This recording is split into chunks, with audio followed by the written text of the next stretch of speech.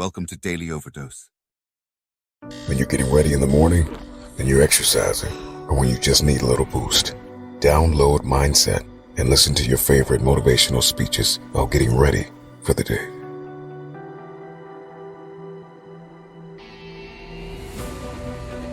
We go through life thinking, that's not it. That's not it at all. There is something in all of us, a hole, a need for connection and love and truth and a sense of something beautiful beyond that we can, if you're religious, you call it heaven, and if you're a humanist, you call it a full and achieved life. But you know that there's a hope for it. But if you mislabel it and think that it's connected with money or cars or mortgages or jobs or status, you're never happy because of your status, because of things you've achieved. Happiness comes from somewhere else. My entire life, I was willing to disrupt my entire life to buy my future, to buy my possibility, to give my dream a chance. See, we're not supposed to tuck our dreams in on the pillow when we get up in the morning. We're not supposed to leave them at home and go and fulfill somebody else's dream. We're not supposed to do that. That's not what we're wired to do. That's not who we are. Your human spirit simply says, what's our command for tomorrow? What do you want to create? As you go into the next chapter, don't pursue profits, pursue purpose. Don't pursue the profits of where can you gain things in life. Pursue your passions and your purpose.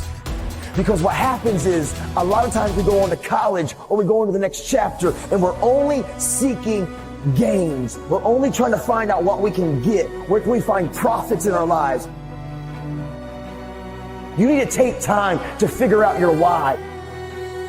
You got to start talking to yourself. The best way to motivate you is you got to start talking to yourself. Repeat these words after me. No one can stop me but me. No one can stop me but me. Here's the truth. No one can stop you but you. You need to talk to yourself. You need to encourage yourself. You need to strengthen yourself. Start waiting for other people. Stop waiting for other people. And you start encouraging you and saying to yourself, it's going to work out. It's going to be okay. I'm down right now, but I'm not out. My condition is temporary. Only I can make it permanent.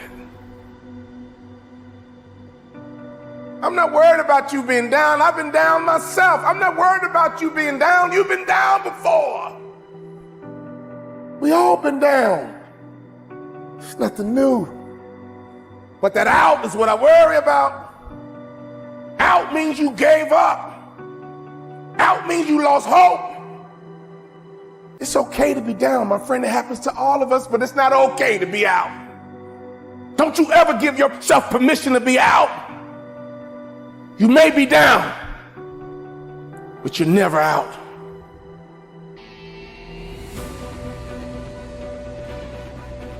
The right perspective makes the impossible possible. You cannot change the past, but you can always change your perspective. No problem can be solved from the same level of consciousness that created it. The severity of your problems is a matter of perspective. Change your perspective, and most of them become insignificant. Some of them will no longer exist as problems, but opportunities. Your soul, your intuition, your human spirit is designed to make you soar. I promise you, if some of you will just begin to take ownership of your life, and some of you probably are already striving and doing phenomenal and making good choices, I want to say keep going. Don't give up. Keep pursuing it, because I promise you, every single one of you were meant to leave your fingerprints on history. You gotta see this thing differently. Stop complaining about the divorce. Stop complaining about the job loss. Stop complaining about the relocation. Your viewpoint is your advantage. Your condition is temporary. Only you will make it permanent. You will love again. You will thrive again.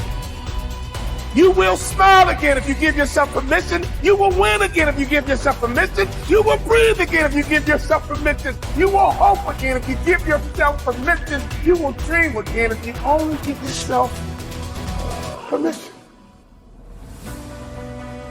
Your conviction, what you're passionate about, your conviction and your convenience don't live on the same block. So if you want to have a conviction for something, you have to sign up to be inconvenienced. We're trying to find convictions and passion and breakthrough on the inside of our box. But when you realize that the box doesn't even exist, like someone made up, oh, you're playing outside the box. So we all bought into, there's a box. Well, I don't even own a box. And so when you start thinking like that, Tom, all of a sudden, everything is possible. You can show me your friends and I can tell you who you are.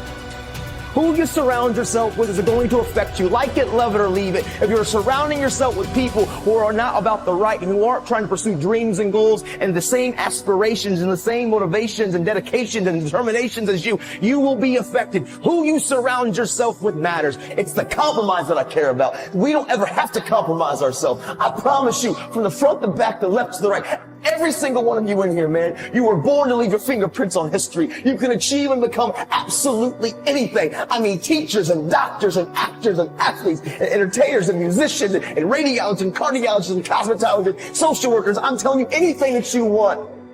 And you're not a teacher, a counselor, or a principal. Nobody can stop you. I know your circumstances aren't the best. I know sometimes our home environment's not the best. But this is what I know. We're in control of our lives, and nobody can take it from you. Everybody wants next level. Everybody wants wealth and influence. But listen to me. You will never experience any of this showing up in your next season with the same viewpoint. If you keep seeing it the way you have seen it, you will never become it. Get up right now and get your body moving. Get up right now and go for a walk and look at the birds and the trees and the dirt and the grass and the moon and the sun. Life keeps moving. Life keeps happening. Only you stood still, and that's how you get down. We need some activity. Activity will get you to the top, and activity will get you to the bottom. What kind of activity are you working on? What kind of harvest are you prepared for? Everything that I need to get back up, I have in me. If I don't have what I need, I can go get it. Once I figured that out, the world was my playground. The question is just, where do I go get it? I don't know about that. Where do I go get it? Hard work and tenacity and refusing to quit and chasing your dream, and you'll get there, I promise you. Maybe you don't hit the stars, but you land on the moon. You don't give up and you go after it, and you stop caring about the opinions of people around you. Stop blaming everybody from your hurts. Take ownership of your life. Take off your mask. Don't feed the bear. Make good choices. Be a best friend. Encourage somebody. Be a voice of hope and inspiration. This is your moment. Let's say you want to become who you could be in the fullest sense. So let's say you're someone who's going to solve some serious problems. Okay, the first thing you have to do is admit to the seriousness of the problems. That's no joke. And so the first thing is just the terror of the problem itself. And that's enough to paralyze you. And that's the Hydra, that's the Gorgon with the head of snakes. It'll paralyze you and turn you to stone. That's the basilisk in the Harry Potter series. Mm-hmm. You look at it and it turns you to stone. And lurks underneath everything, right? And it's malevolence and tragedy. And so there's that. And then the next is, well, you're going to take responsibility for that? You're really going to do that, are you? That's a hell of a load, man. And so it's daunting to even consider that. And then there's the discipline and responsibility that necessitates, which is also daunting. It's like, oh my God, the problem's that serious? I'm really going to have to get my act together in order to not contribute to it, much less solve it. And so the problem is terrible, and then the solution is daunting. But the upside of that is like, well, there isn't anything better to have than a problem that's worth solving, that's really worth solving, right? And so the more of that you take on, the more you have a reason to get out of bed in the morning, no matter what. I'm getting up, I'm trudging forward. Doesn't matter what I'm suffering from. I've got things that need to be done. They're necessary. And that gives you that sense of purpose that is the antidote to bitterness. okay, well, let's say you want your life to be meaningful. It's like, okay, then what you do matters. It actually matters.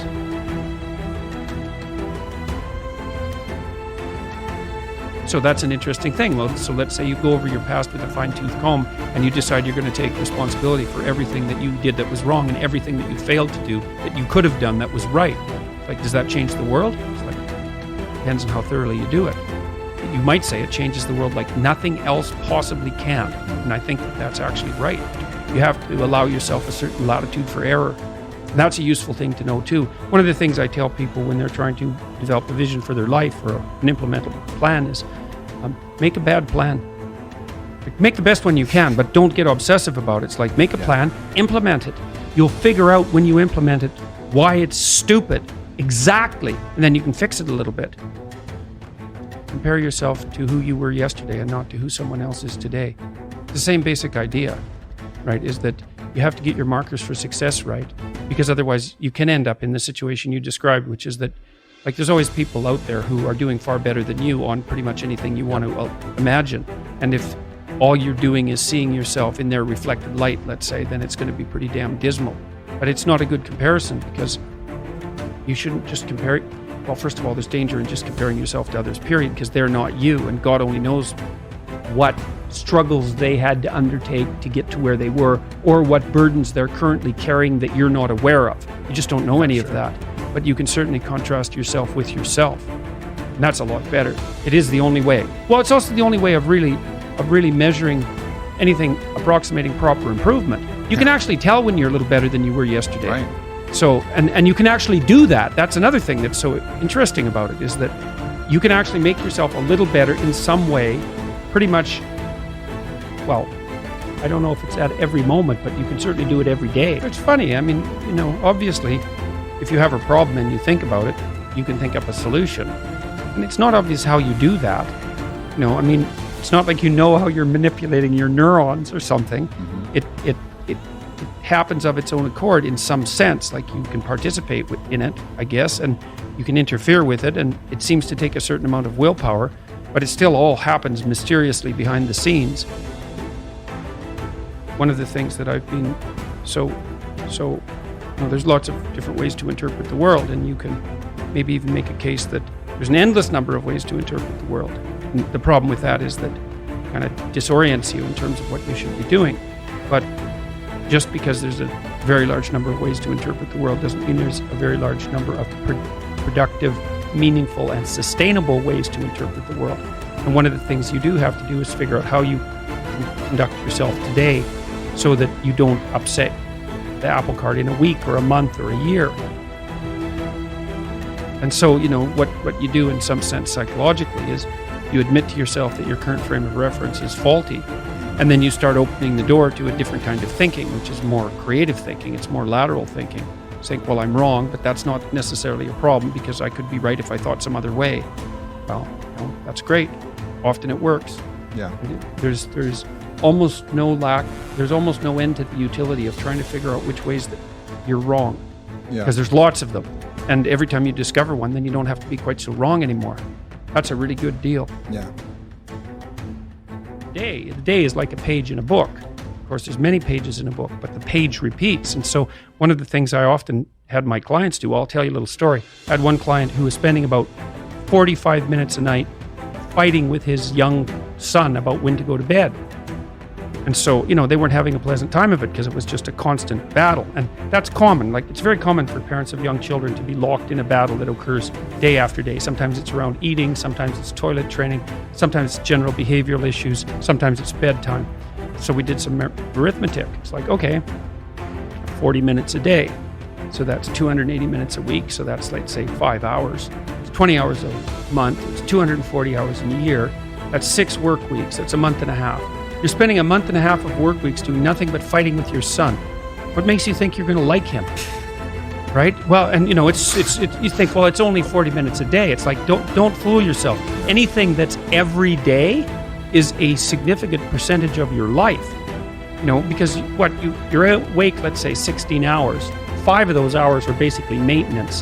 So you got about 11, and then 7 of those are work. So now you're down to 4. And so if you're spending 15 minutes a day doing something painful and stupid and you do it every day, it's like 10% of your productive life. And so it's really useful to get, because people think backwards. They think, well, I have a vacation coming up and that's really important. It's like, no, it's not. You're only going to do it once. It's not that important. Yeah. How you treat each other at lunchtime, if you eat together every day, that's your life. Yeah. Fix that. Get it so that the food's good. Get it so that you're happy with the people that are sitting there. Fix that. It's like, poof, 10% of your life is fixed. Well, you admit that there's a problem first. And then you ask for the minimum necessary intervention, which would be, all right, well, I'd like to move forward on this, some small amount that someone like me could actually manage. And I'd be willing to carry it out. And then you reorient the way you're thinking as a consequence of that. And something usually pops out of the abyss to guide you. Yeah. It's very strange, but it's not really any stranger than the fact that we can think at all, because the fact that we can think is actually very strange. Mm-hmm. It's strange like the fact that we can dream is strange. You know, and that's strange beyond belief that you can dream. Or that something in you dreams, which is a much better way of thinking about it. It's not like you're really in control of your dreams. Yeah. They just sort of happen. Thank you for watching our videos. Please like and subscribe to our channel so you won't miss another video.